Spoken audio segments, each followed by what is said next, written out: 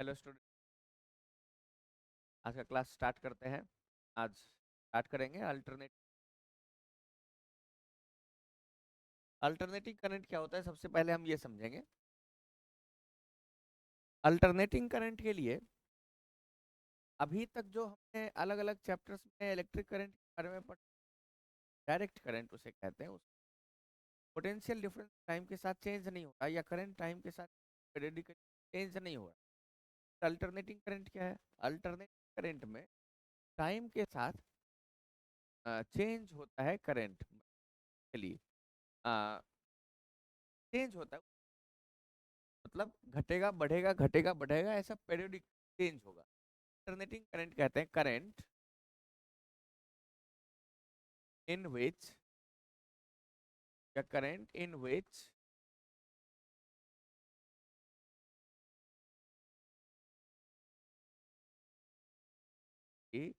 Versus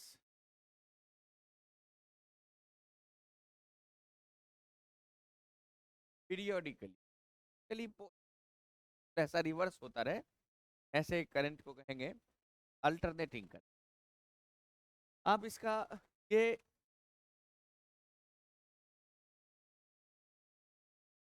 अभी तक current के लिए हम ये करंट का सोर्स डिफरेंस बैटरी अप्लाई करते थे। सेल का ये सिंबल, ये करंट का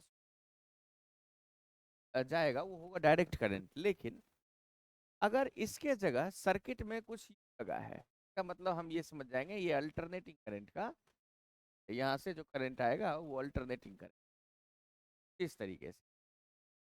अच्छा, अल्टरनेटिंग करंट जो होगा वो अलग अलग तरह से वेरी कर सकता है। जैसे अगर हम ये देखें कि potential difference as a function of time, और भी हम देखें potential difference as a function of time, ये कुछ ऐसा चले, मान लें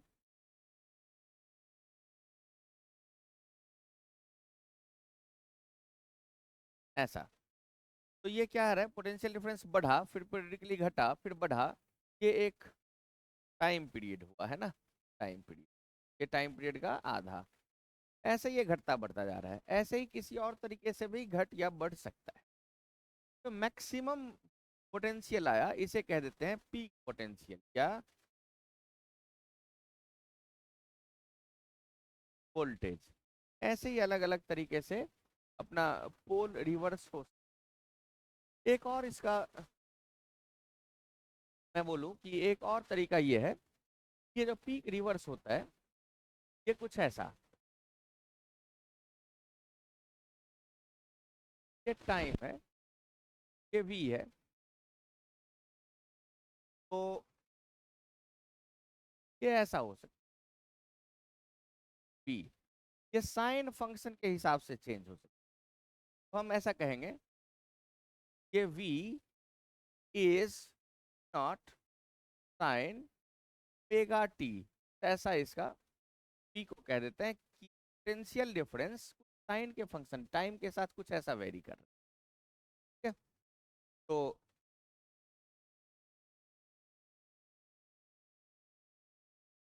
ये है ना, पोटेंशियल डिफरेंस टाइम के साथ कुछ ऐसा वेरी करेगा। अब ये पोटेंशियल डिफरेंस यहाँ पे जो मैक्सिमम आया वो वी नॉट और मिनिमम माइनस वी नॉट चलेगा। ये है एक टाइम पीरियड, ऐसे ही टाइम चलता रहेगा ना, ये T/2 आधा टाइम पीरियड। अब तो हमारे घर में पोटेंशियल ये इलेक्ट्रिक करंट जो सप्लाई होता है ना, वो डायरेक्ट करंट नहीं है, वो करंट है, वो अल्टरनेटिंग करंट है। डायरेक्ट करंट नहीं है, अल्टरनेटिंग करंट है जो हमारे घरों में सप्लाई हो। तो हम उसे जब मेजर करते हैं कि कितना पोटेंशियल डिफरेंस है या कितना करंट है, तो अगर ये जो चेंज हो रहा है तो हम मेजर किसे करते हैं? हम मेजर पी को या मैक्सिमम करते, बल्कि हम एक क्वांटिटी को मेजर कर रहे हैं तो उसे कहते हैं आरएमएस वोल्टेज या आरएमएस करंट। हम मेजर करते हैं रूट पैर वोल्टेज या रूट पैर करंट से हम मेजर करते हैं। तो आई आर एम एस या वी आर एम एस क्या है? तो हम कहते हैं R M S is as a function of T जो है, स्क्वायर है ना, तो इसे ऐसे याद रखते हैं कि पहले स्क्वायर करते हैं, स्क्वायर किया, फिर इसका मीन करते हैं। मीन मीन करने के लिए टाइम के साथ इंटीग्रेशन किया, जीरो से एक टाइम पीरियड तक, और टाइम से ही डिवाइड कर दिया, तो ये मीन हो गया। अब इसका रूट यानी इसकी पावर 1/, ऐसा आरएमएस वैल्यू आ। अगर फंक्शन साइनोसॉइडल है, साइन की तरह चेंज हो रहा है, तो फिर हम उसे कुछ ऐसा देख सकते हैं। अगर फंक्शन साइनोसॉइडल है, ये जो v as a function of t है, वो आ जाएगा v as a function of t is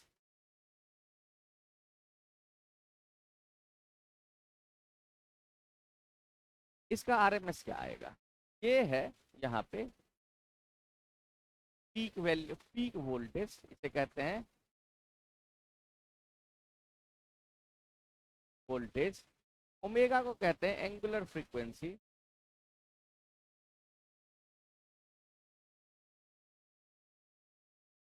angular frequency है ना। तो फिर टाइम पीरियड यहाँ जो आएगा, time period equals to pi by omega. Frequency क्या आएगा? Frequency F is 1/t equals to omega upon, ये फ्रीक्वेंसी आ जाएगा। अब आरएमएस क्या आएगा? आरएमएस ये आता है, अगर हम इसका स्क्वायर करके और जो फॉर्मूला हमने यहाँ बताया ऐसा सॉल्व करें, तो ये आ जाता है V R M S naught peak value upon root. Similarly I R M S current देखें तो करंट का जो पीक होगा आई नॉट अपॉन रूट से डिवाइड आ जाएगा। तो ये चीजें अगर हम याद रखें तो हम इसके बेसिक क्वेश्चंस यहाँ से स्टार्ट कर सकते हैं। तो कुछ क्वेश्चन अब हम आगे देखते हैं। अपना पहला question, peak value of an alternating current दे रखा है 10 वोल्ट एंड फ्रीक्वेंसी भी दे रखा है कितना, 50 हर्ट्ज। तो इस टाइम 1/600 पे इंस्टेंटेनियस यानी उस मोमेंट का ईएमएफ कितना होगा ये बता।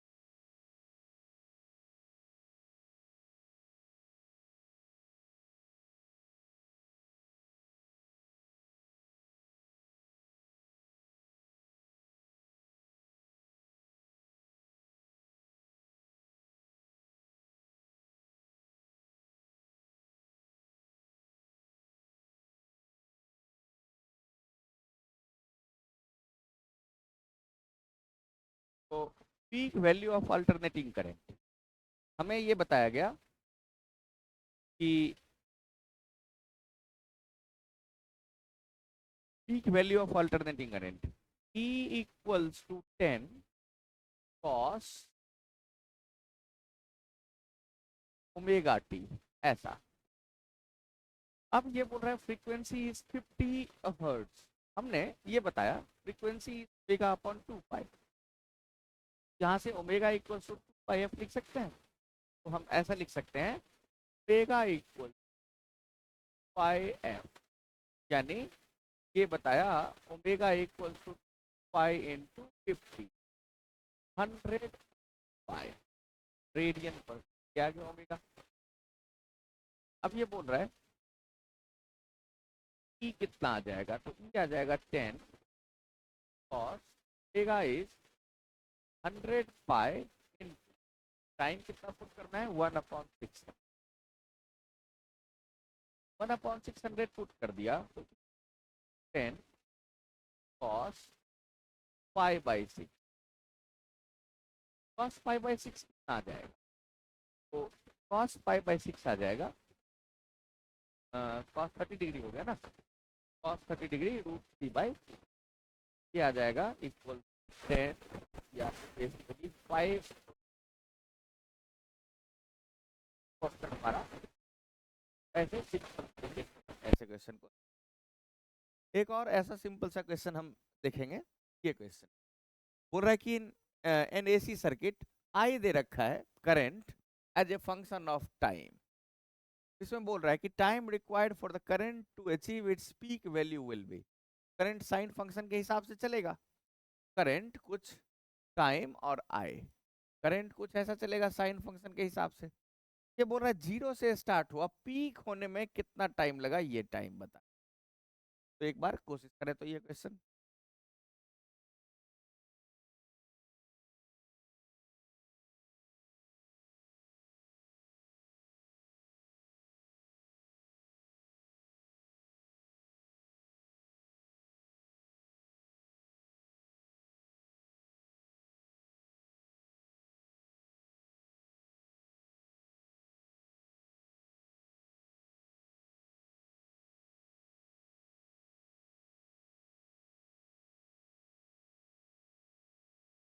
तो हम इसे देख सकते हैं, ध्यान दें इस क्वेश्चन के लिए। ओमेगा हमारा गिवन है 100 पाई, तो यहाँ से हम टाइम पीरियड बता सकते हैं, time period equals to pi by omega, यानी 2 पाई अपॉन 200 पाई, यानी 1/100, ये आ गया टाइम पीरियड। कितना सेकेंड आया।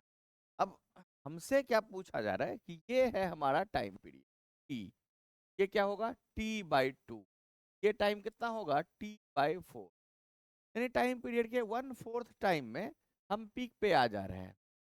तो जो टाइम लगेगा टाइम टेकन वो आ जाएगा t/4, यानी 1/400 सेकेंड, 1/400 सेकेंड ऑप्शन 4 में है, ये हम ठीक करेंगे, आंसर होगा। होपफुली ये क्वेश्चन भी सबके समझ आ गया होगा। एक और ऐसे ही छोटा सा क्वेश्चन हम ट्राई करते हैं, है ना। तो नेक्स्ट क्वेश्चन है अपना ये बोल रहा है कि peak value of 20 volt AC main is, अच्छा 20 वोल्ट एसी मेन यानी अल्टरनेटिंग करंट मान ले जो अपने घर में सप्लाई होता है, वो हाउस होल्ड वोल्टेज, वो अगर 220 वोल्ट उसका मेजरमेंट 220 है तो हम मेजर क्या करते हैं आरएमएस वोल्टेज। तो बेसिकली यहाँ पे वी आरएमएस हमें 20 दे रखा है, तो फिर नॉट कितना होगा, हम जानते हैं ये वी आरएमएस कितना होता है, ये वी नॉट अपॉन रूट होता है, इसका मतलब वी नॉट कितना होगा इंटू वी आरएमएस, का मतलब वी नॉट यानी पीक वोल्टेज कितना हो जाएगा 20,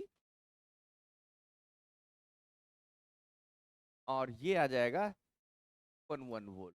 बहुत ही आसान सा क्वेश्चन था, तो ये हमने देखा। एक और क्वेश्चन देखते हैं ऐसे ही, 20 वोल्ट है तो व्हाट डज इट रिप्रेजेंट, ये क्या रिप्रेजेंट करता है। बहुत ही आसान सा क्वेश्चन है, फटाफट टिक करें 5 सेकेंड।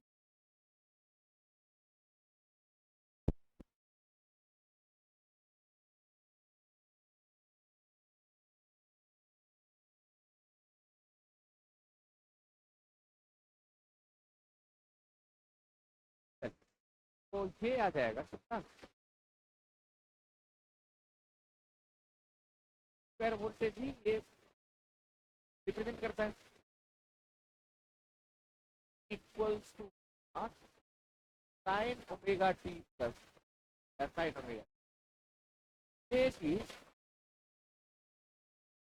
नॉट वी है और वी नॉट का अपॉन रूट ये आर एम एस है और R M S square square square, यही हम मेजर करते हैं अपने डिवाइस पे जो मेजरमेंट होता है, या हम कहते हैं कि ये 5 एम्पियर करंट है तो वो 5 एम्पियर बेसिकली रूट, ये हम जानते हैं।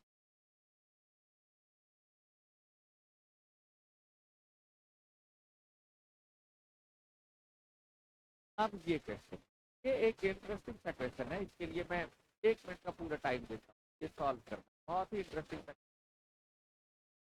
आ सकते हैं अपने, है ना, थोड़ा सा लेवल कम हो रहा है, वैसे क्वेश्चन बहुत ही आसानी से आ सकते हैं, वहाँ हमें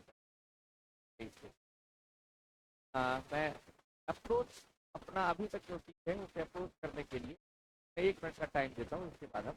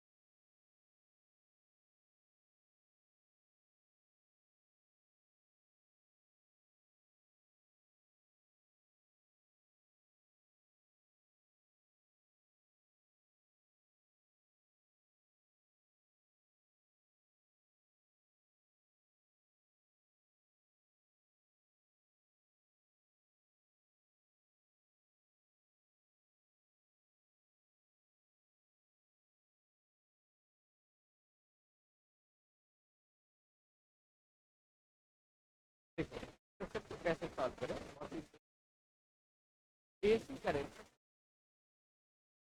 गिवन है आई इक्वल, ऐसे इसमें I equal I plus I one sine देगा I R M S, I R M S क्या करते हैं, ये तो है I as a function of time का हमें स्क्वायर करना है, फिर हमें इसका मीन करना है, इंटीग्रेशन कर दिया 0 से t अपॉन टी, मीन आ गया, और इसका हमें करेक्ट, तो बेसिकली क्या आ जाएगा कुछ ऐसा, I naught plus I one sine omega T का स्क्वायर डी टी 0 से t upon t square root. मैं पहले पूरा क्वेश्चन करके दिखाता हूँ, इसके बाद हम इसका शॉर्ट ट्रिक भी एक देखेंगे, उस पर भी डिस्कस। अब देखें ये स्क्वायर के अंदर जो है ये दो टर्म a प्लस बी का होल स्क्वायर जैसा बन रहा है, तो इसको ओपन कर दे, है ना, तो ये आ जाएगा आई नॉट स्क्वायर, बाहर है उसे मल्टीप्लाई करते जाते हैं, है ना, D T plus I one square sine square omega t d T, और प्लस सबसे लास्ट में आएगा 2 i0 i1 sign omega t D, plus ये आएगा i0 i1 sign omega T, सबका इंटीग्रेशन करना पड़ेगा डिवाइडेड बाय टी, और इसका रूट, कुछ ऐसा।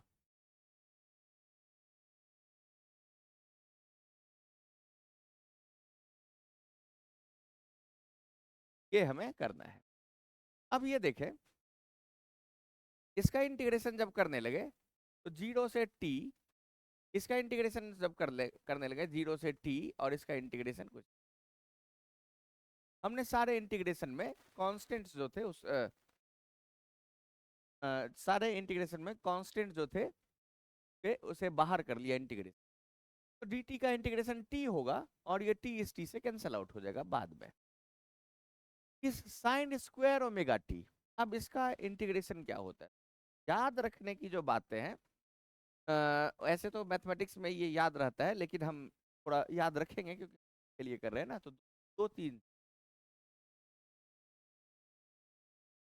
साइन एक्स का एवरेज यानी integration of sine x D x, zero से एक्स को अगर हम पाई तक कर ले, क्योंकि इसका टाइम, इसका पीरियड 2 पाई है अपॉन 2 पाई, ये आ जाता है साइन एक्स का एवरेज कितना? साइन एक्स का एवरेज आएगा 1/2। सॉरी, साइन एक्स का एवरेज आएगा 0। क्यों?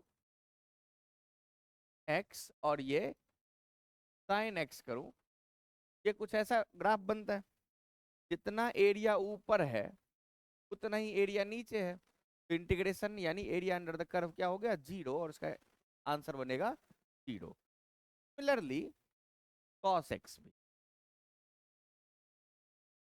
कॉस एक्स का एवरेज क्या होगा? सेम चीज, ये एवरेज ऑफ कॉस एक्स ये भी होगा।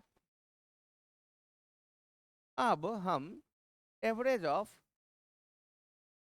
साइन स्क्वायर एक्स देख, ये आ जाएगा sine square x D x, zero से पाई अपॉन 2 पाई, ये आ जाता है 1।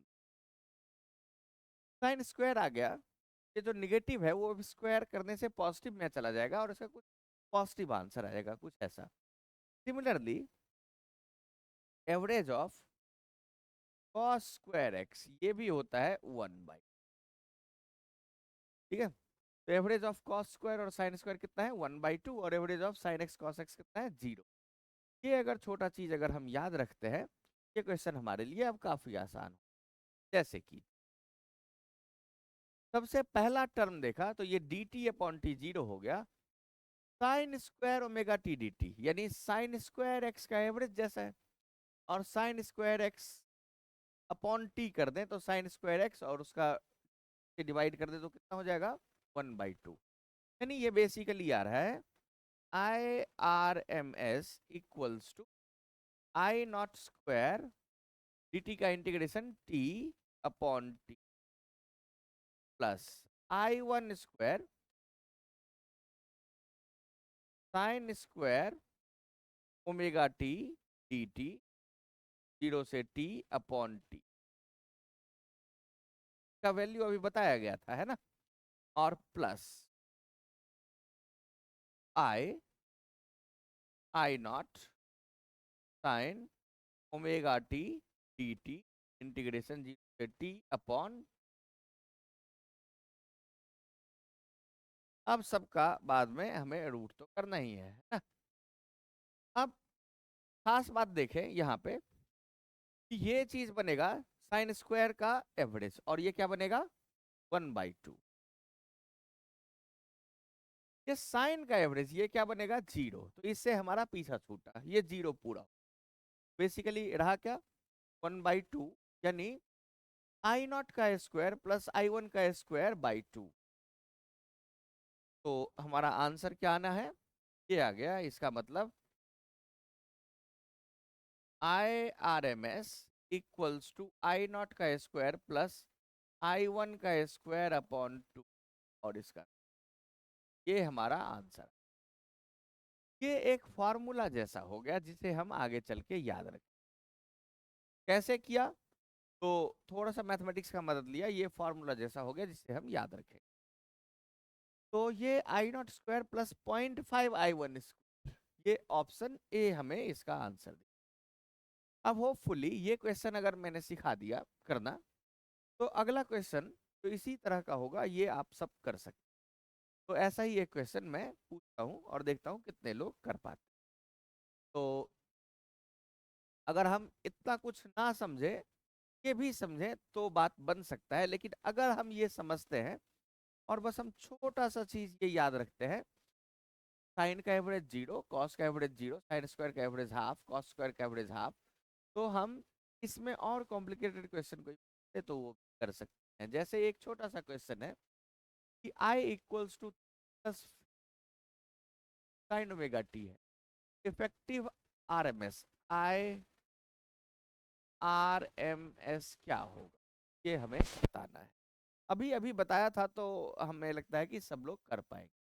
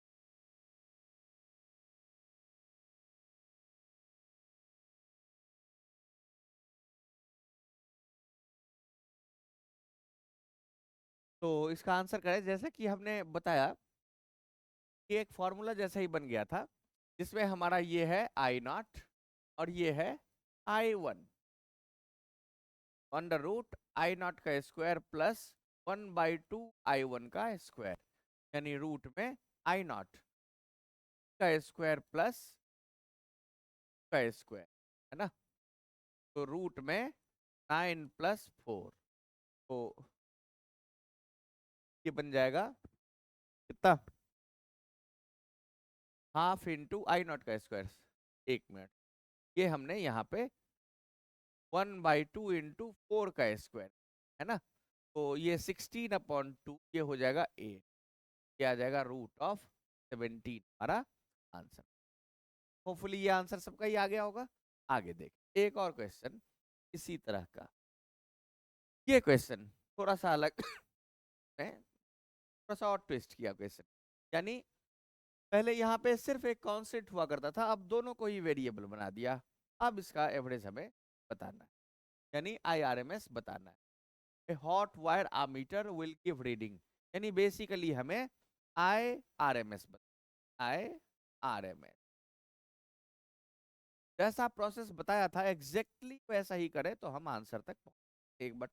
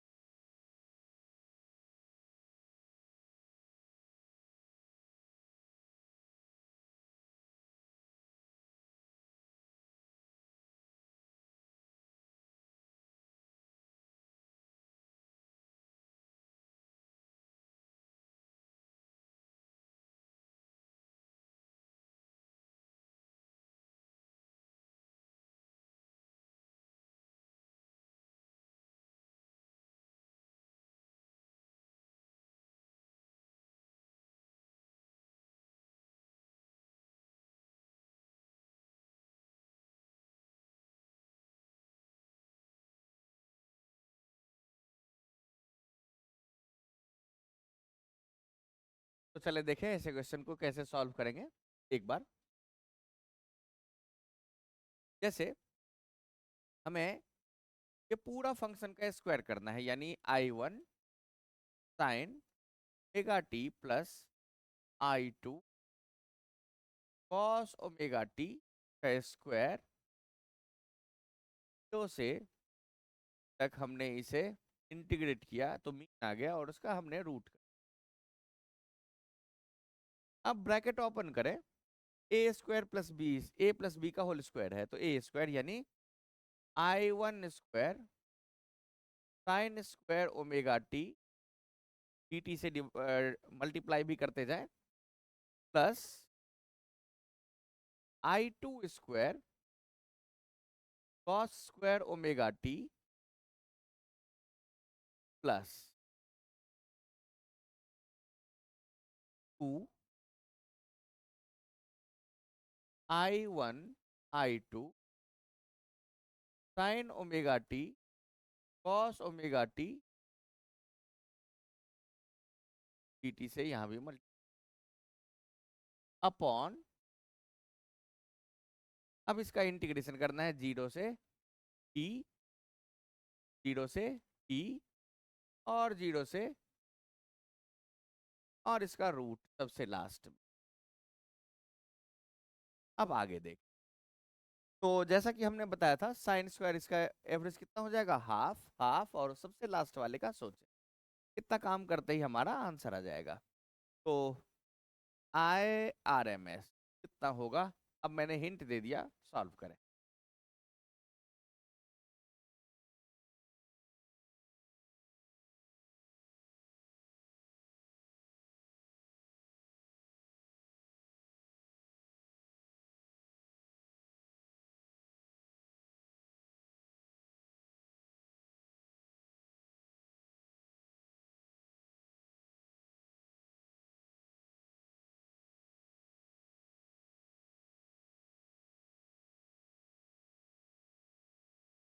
चले, तो अब तक हो जाना चाहिए था। बेसिकली यहाँ पे एक छोटा सा ट्रिग्नोमेट्रिक फॉर्मूला यूज कर ले, 2 sin theta cos theta sin 2 theta, ऐसा। तो बेसिकली यही चीज लिखा हुआ है यहाँ पे, sin omega t d t, 0 से t अपॉन, और इसका भी 1 बाई, सॉरी, साइन जैसा हो गया ना, तो 0 एवरेज। तो बेसिकली ये चीज हो गया अपना 0, इसका एवरेज t से डिवाइड कर दिया, तो IRMS के लिए I1 का स्क्वायर अपॉन 2, प्लस इसका एवरेज कॉस स्क्वायर का एवरेज हाफ, I2 का स्क्वायर अपॉन 2, यानी I1 square plus I2 square upon, option हमारा सही। तो इस तरीके से हमने ये क्वेश्चन भी सॉल्व कर लिया। एक और क्वेश्चन हम देखते हैं। ये क्वेश्चन है कि रेसिस्टेंस 40 का है connected alternate current to find time taken by current from its maximum value to RMS value, maximum से आरएमएस वैल्यू टाइम लगेगा, ये हमें तो हम ये समझ लें I equals to I naught cos omega T, ऐसा है। I कॉस क्यों माना, तो हमें मैक्सिमम से आरएमएस तक पूछा, ये करंट है मान लें ऐसा, तो अगर साइन लेते तो हमें 0 से आरएमएस तक आता है ना, हमें मैक्सिमम से आरएमएस तक पूछा, यानी कुछ ऐसा अगर फंक्शन बनाए, तो यहाँ पे मान ले कुछ आरएमएस आया, ये है आई नॉट और ये है आई नॉट अपॉन रूट, ये किसी टाइम टी में, यहाँ से यहाँ जैसे ही टी निकालेंगे तो डायरेक्ट हम मैक्सिमम से ही आरएमएस तक पहुंचेंगे। कॉस लेने का ये सुविधा रहेगा, कॉस फंक्शन एज्यूम करेंगे, साइन से भी कर सकते थे, वहां पे थोड़ा माइनस प्लस इसके आगे और करना पड़ा, कि हम कैलकुलेशन इजी करने के लिए ये कर रहे हैं। अब इसमें वैल्यू पुट करें, आंसर अपने आप आएगा।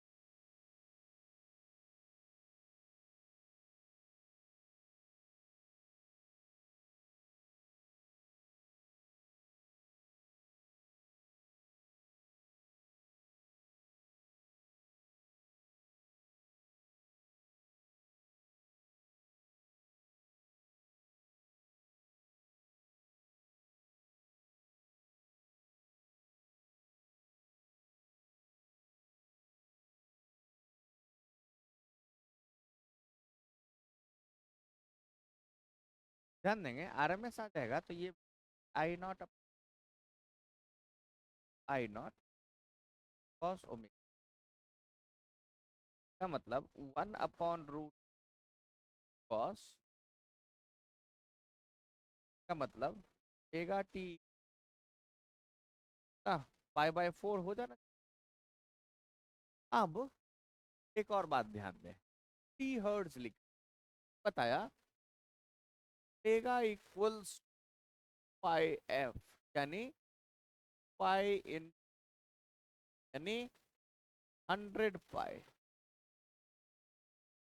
तो बेसिकली 100 पाई टी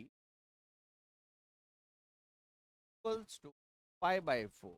पाई और पाई कैंसिल आउट कर दें तो टी इक्वल्स टू 1/400 सेकेंड ऐसा आ रहा है, यानी 0.5/100 सेकेंड, यानी 2.5/1000 सेकेंड, यानी 2.5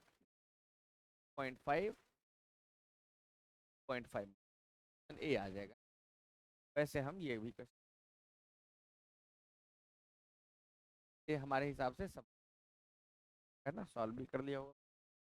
एक और क्वेश्चन हम ट्राई, अब कुछ साइनोसॉइडल वेव ना होके ये ऐसा बन जाए ट्रेंगुलर पे, मतलब ट्रेंगुलर साइकिल वाला एसी अल्टरनेटिंग कर ऑटो से बोल देते हैं वोल्टेज, जैसा कि इसमें दिख रहा है।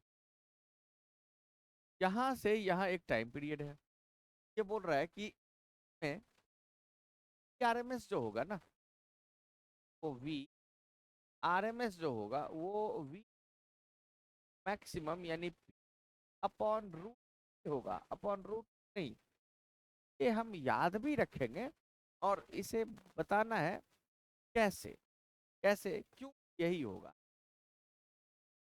तो मैं इसे बिना टाइम लिए बता देता हूं। अगर स्क्वायर करना है, पहले स्क्वायर करना था, फिर मीन और फिर रूट। पहले स्क्वायर करना है। एक तो अगर हम कुछ ऐसा देखें, यहाँ पे बता है ये टी है, एक साइकिल का देख कि हमारे पास कुछ ऐसा बना हुआ है, फिर ऐसा एक साइकिल का देखे तो ये बेसिकली है हमारे पास V।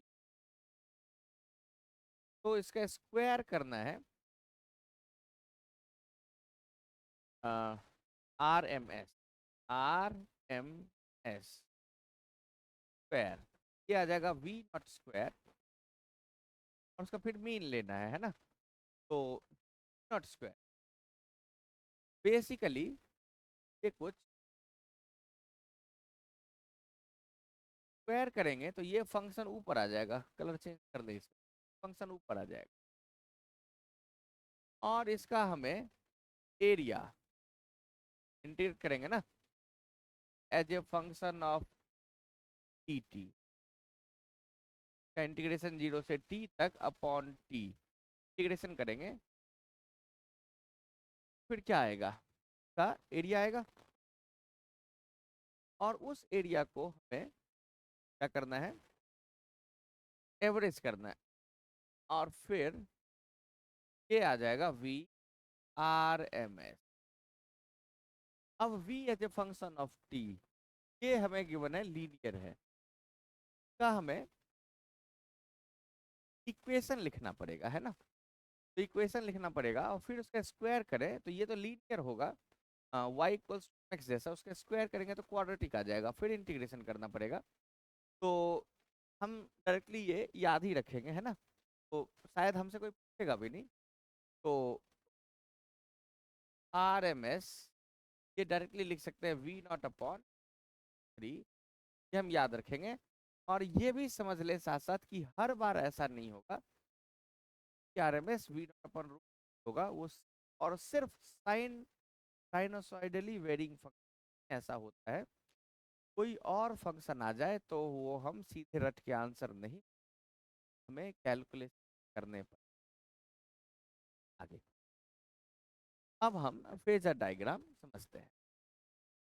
एसी अल्टरनेटिंग करंट में जो टाइम वेरिंग पोटेंशियल डिफरेंस या टाइम वेरिंग करंट है, इसे हम एक फेजर डायग्राम में भी देख सकते हैं, जहां पे मान लें हमारे पास एक्सिस है, ये वाई एक्सिस, एक्स एक्सिस, तो ये एक हम फेजर, फेजर यानी एक एरो सा, ये अगर घूमता हुआ माने ऐसा, इसे हम फेजर कह देंगे।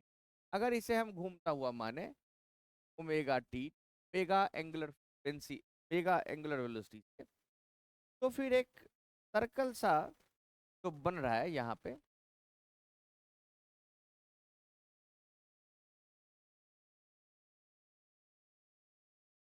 ऐसा क्या है कि एक फेजर, यानी फेजर किसी को वोल्टेज या करंट को रिप्रेजेंट कर सकता है। ये मान लें वी नॉट है, यहाँ वोल्टेज को रिप्रेजेंट, तो फिर इसका प्रोजेक्शन वाई एक्सिस हो जाएगा। ये हमें बताएगा कि उस सर्किट में उस समय पोटेंशियल डिफरेंस क्या है। ये ओमेगा टी है, ये वी नॉट है, तो ये आ जाएगा V naught sine omega T. Basically कह सकते हैं कि if a phasor rotates anti in anti clockwise direction, if a phasor rotates in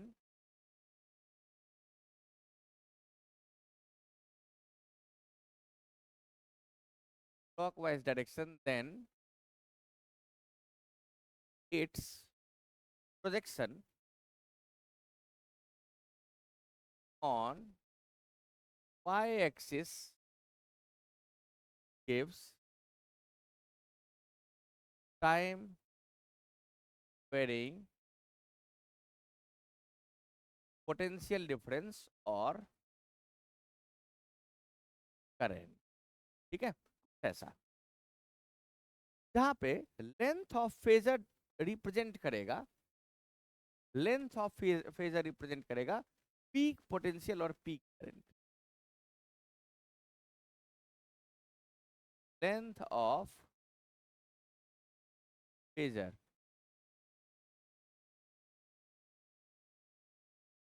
current और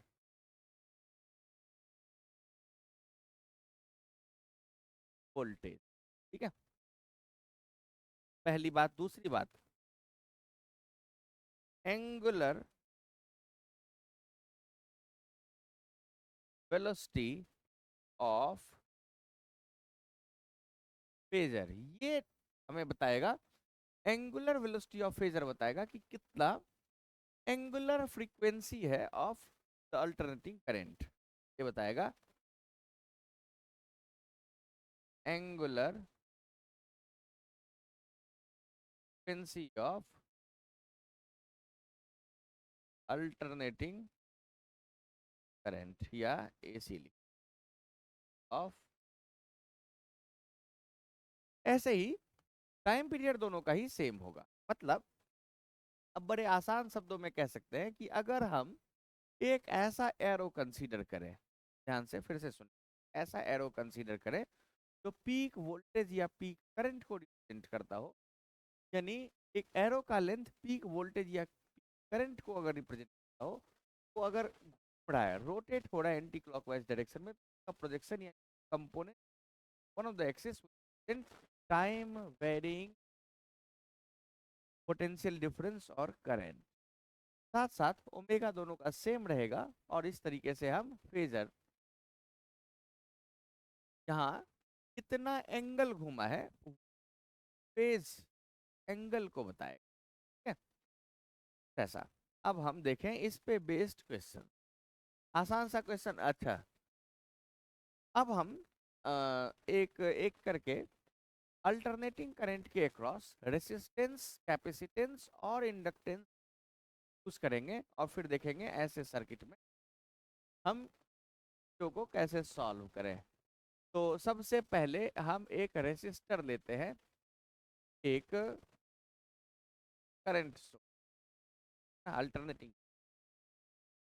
ये रेसिस्टर है R, ये है V equals to naught sine T, ऐसा टाइम वेरिंग पोटेंशियल डिफरेंस। हमें बताना है इसमें करंट क्या होगा, और इसका फेजर डायग्राम जो अभी हमने सीखा, ये 3 सर्किट में एक एक करके ये फेजर डायग्राम वापस ड्रॉ करेंगे और फेजर डायग्राम का उस मोमेंट में सिग्निफिकेंस समझेंगे हम। तो ध्यान दें करंट। तो हमें बताया गया कि V varies as V naught sine omega T, और हमें ये भी पता है कि minus I R equals to, है ना, माइनस आई आर इक्वल, अगर हम इसमें क्या लगाए, लूप रूल, किया जाएगा minus I R equal to, इसका मतलब V equals to I R, इसका मतलब I equals to V upon R equals to naught upon R, या ऐसा लिख लें I as a function of time naught upon R sine omega T plus omega T. का मतलब I as a function of time equals to I naught sine omega, ऐसा कह सकते हैं, जहां पे ओमेगा आई डॉट क्या आया, I naught equals to naught upon ये, ऐसा, यानी पीक करंट जो होगा वो पीक वोल्टेज अपॉन रेसिस्टेंस। एक और बात देखें तो ये भी साइन ओमेगा टी और ये भी साइन ओमेगा टी, यानी दोनों का फेज एंगल इसी मोमेंट पे सेम, यानी ये दोनों एक साथ ही, जब वाला फेजर थीटा एंगल रोटेट होगा तब आई वाला भी फेजर थीटा एंगल ही रोटेट होगा, सेम एंगल। इसका मतलब हम कहते हैं दोनों सेम फेज में। फेजर डायग्राम अगर ड्रॉ करें, ये कुछ ऐसा आ जाएगा फेजर डायग्राम।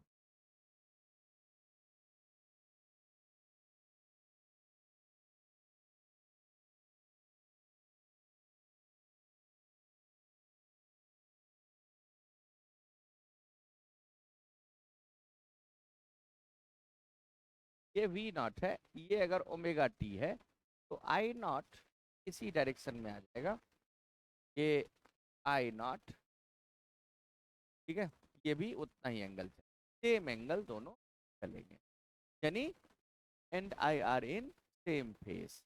अगर इसका हमें टाइम के साथ ग्राफ बनाना होता तो V अगर ऐसा वेरी कर तो I भी कुछ ऐसा वेरी, जब एक का पीक आया तो दूसरे का पीक, जब एक जीरो का तो दूसरे का जीरो। तो ये हमने I को बनाया as a function of time, और येलो कलर से V बनाया एज ए फंक्शन ऑफ। तो सबसे लास्ट कंक्लूजन लिखेंगे, potential difference and current are in same, दोनों एक साथ ही चलेंगे, ये हमारा कंक्लूजन। तो बेसिकली दो तीन चीजें जो हमें ध्यान में रखना है कि इसमें पोटेंशियल डिफरेंस और करंट सेम फेज में होगा अगर सिर्फ एक रेजिस्टेंस कनेक्टेड है। पीक पोटेंशियल अगर हमें पता है तो पीक करंट पता करने के लिए पोटेंशियल को, पीक पोटेंशियल को रेसिस्टेंस बेसिकली बस डिवाइड कर देना है, कितना है। अब इस पे एक छोटा सा क्वेश्चन है, अच्छा ये क्वेश्चन हमने ऑलरेडी कर लिया है, ये क्वेश्चन हमने ऑलरेडी कर रखा है। नेक्स्ट, तो अब हमें ये देखना है कि capacitor across N AC circuit में अगर एक कैपेसिटर कनेक्ट करें तो कैसा सिचुएशन होगा। तो हमने एक कैपेसिटर दिया और यहाँ पे लगा देते, यहाँ पे हमने एसी सर्किट से कैपेसिटर का कैपेसिटेंस है, और ये है वी, साइन। अब हमें बताना है इसमें करंट का फंक्शन कैसा होगा, करंट कैसे। तो हम देखें, इक्वल्स टू बताया वी नॉट साइन ओमेगा, ये तो हमें, अब हमें करंट पता करना है। तो हम ये जानते हैं कि इस पे जो भी चार्ज आएगा वो चार्ज इक्वल्स टू इनटू होगा, इसके अक्रॉस पोटेंशियल डिफरेंस, यानी ये पोटेंशियल कैपेसिटी, और करंट पता करने के हम कहेंगे by d t, rate at which charge flow, constant है तो ये आ जाएगा डी बाई डी टी, यानी कांस्टेंट है d by d t is of naught sine omega t by d, differentiate. तो ये current as a function of time आ रहा है, नॉट साइन का differentiation cos omega t into, अब chain rule लगाएंगे तो ओमेगा को भी डिफरेंशिएट करेंगे, कुछ ऐसा नहीं, ओमेगा टी का differentiate omega.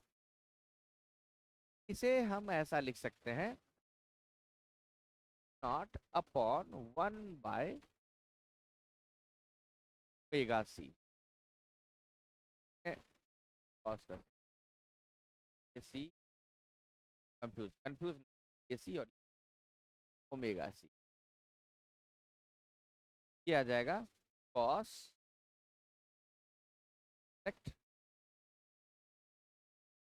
Cos omega T. अब इसे कैसे लिख सकते, तो ध्यान दें, I as a function of time equals to naught upon 1/ओमेगा सी को मैं लिखता हूँ एक्स, इसका नाम भी बताया जाएगा।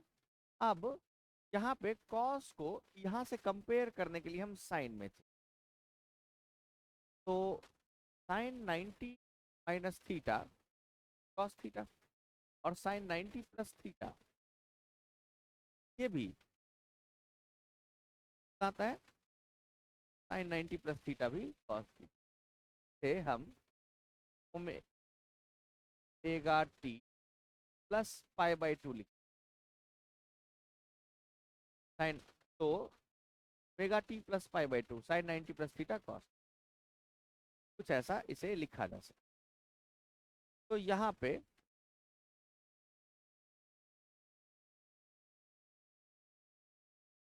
यही है पीक करंट आई नॉट, यहाँ से हम लिख सकते हैं ऐसा, पीक करंट क्या,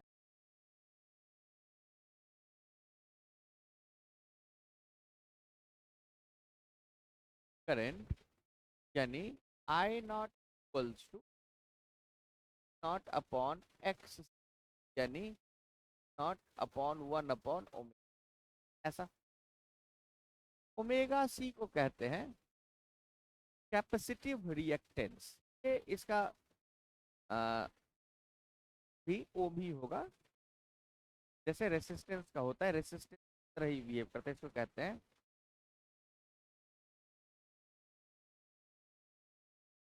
कैपेसिटिव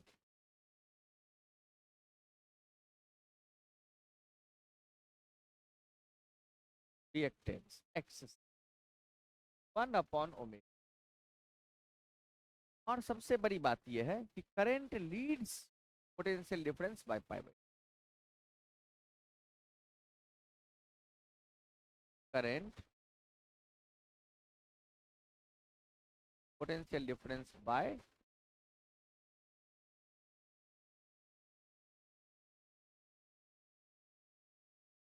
एंगल पाई बाई 2 से करंट आ गया। अगर ग्राफ में देखना होता तो कैसे देखते, ये टाइम, इधर करंट, करंट को देखा तो ये कॉस ओमेगा टी है ना, करंट, और को देख रहे हैं तो ये साइन जैसा फंक्शन, यानी ये कुछ ऐसा, ये है पोटेंशियल डिफरेंस और ये है वाइट से करंट है जो फंक्शन। तो ये जो पीक पे potential difference pi by time बाद आगे गया, ये पाई बाई 2 पहले ही वहां पे पहुंचा हुआ है ना, ये लीड कर रहा है। इसका फेजर देखें तो ये फेजर कुछ ऐसा होगा,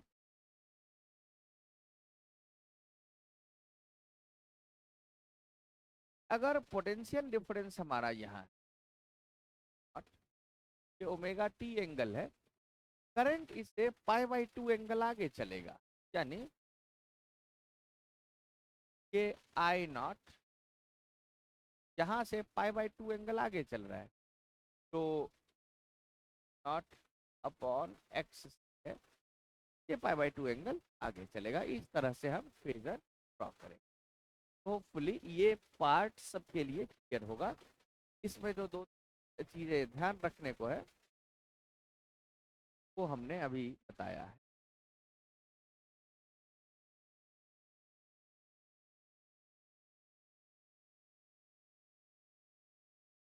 नेक्स्ट सबसे मेन चीज तो यही लिखा हुआ है, current lead difference by an angle pi by, इसे हम ध्यान रखेंगे। आगे एक और चीज आता है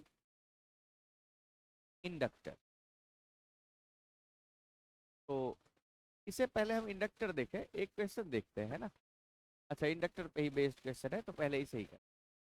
तो इंडक्टर, अगर हम एक इंडक्टर यानी एल, इसे हम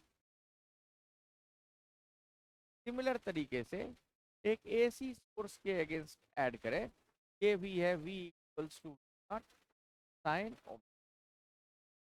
तो इसमें करंट क्या होगा? तो v equals to naught sine omega T है।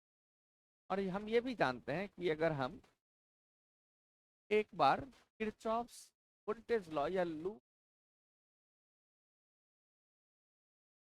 करें, क्या आ जाएगा? As a function of T minus L I by D equals to, इसके अक्रॉस आएगा minus L D I by D, इधर की तरफ करें। तो हम इसे लिख सकते हैं v माइनस या ऐसा equals to L I by कुछ ऐसा। तो फिर next I equals to upon L d t, ऐसा इंटीग्रेट कर दें। तो I equals to naught upon L को बाहर कर देंगे, साइन ओमेगा टी इंटीग्रेशन कर लें, ये आ जाएगा कितना?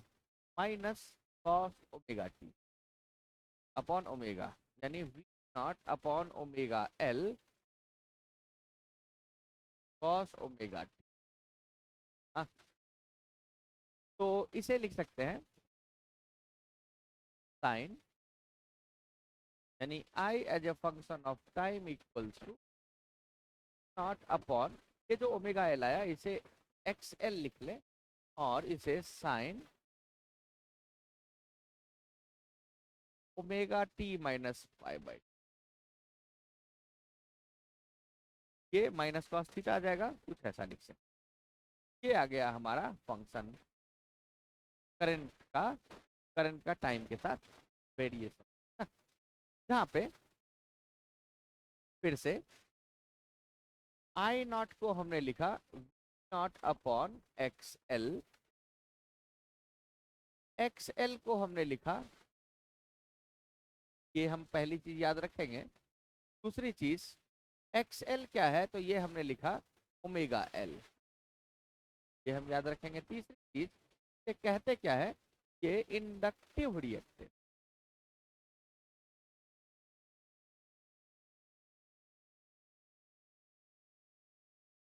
Inductive reactance. और सबसे लास्ट बात, कि यहाँ पे करंट पोटेंशियल से π/2 माइनस, ये साइन है, ये π/2 minus, current lags potential difference by an angle. अगर हमें इसमें फेजर डायग्राम ड्रॉ करना के time, sorry, X axis Y axis phasor diagram draw, तो कुछ ऐसा हम कह सकते हैं कि यहाँ पे अगर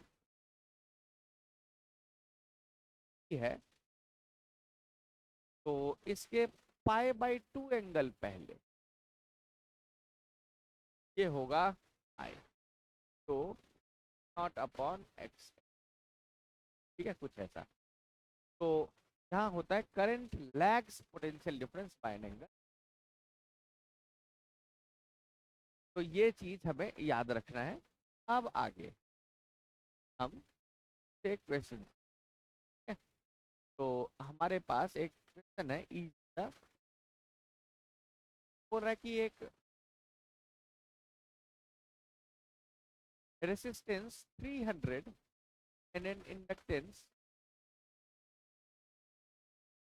1/pi Henry are connected in AC, voltage and की फेज एंगल कितना होगा, ये ध्यान दें। इस क्वेश्चन को हम एक बार सॉल्व कर दें।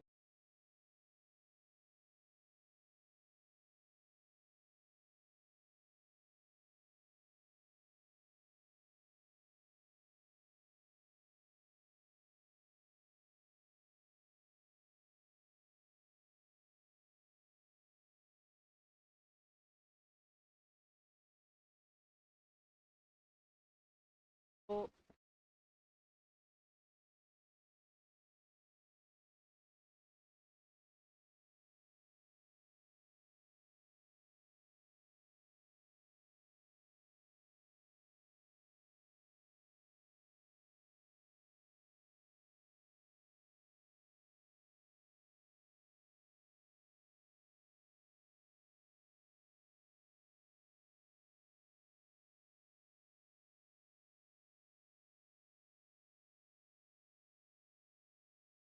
ये क्वेश्चन असल में ना सॉल्व करने के लिए हमें तो एलसीआर सर्किट जानना पड़ेगा। तो इससे पहले हम ये छोटा सा क्वेश्चन कर लेते हैं, एलसीआर सर्किट भी जानेंगे थोड़ी देर में। कैपेसिटर ऑफ कैपेसिटेंसी एंड रिएक्टेंस है, यानी एक्स को ही हमने एक्स बोला, ये 1/, बोल रहे थे capacitance frequency becomes double then reactance. अब बोल रहा है कि नया रिएक्टेंस एक्स, तो ये आ जाएगा 1/ओमेगा डैश डैश, यानी 1/ओमेगा,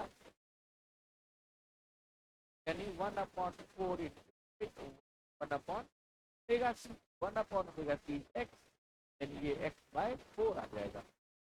ये 4 टाइम्स है ना, कुछ ऐसा यहाँ x/4, यहाँ पे सही लिखा।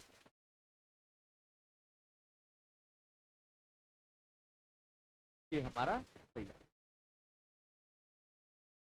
तो ऐसे ही